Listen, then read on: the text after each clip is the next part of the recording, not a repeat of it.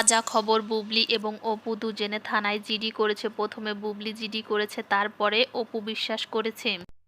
শাকিব খানের বিয়ের পরপরই দুজনে থানায় জিডি করেছে। জানতে হলে পুরো ভিডিওটি না টেনে সম্পূর্ণ দেখতে থাকুন।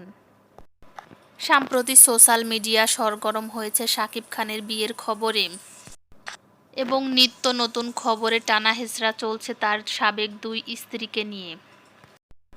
সম্প্রতি বলা হয়েছে নাকি যে সাকিবের দুই স্ত্রীর সঙ্গে তার পরিবারের লোকজন যোগাযোগ করে না এবং সাকিবের বাসায় নাকি তার দুই স্ত্রীর ঢোকা বারণ।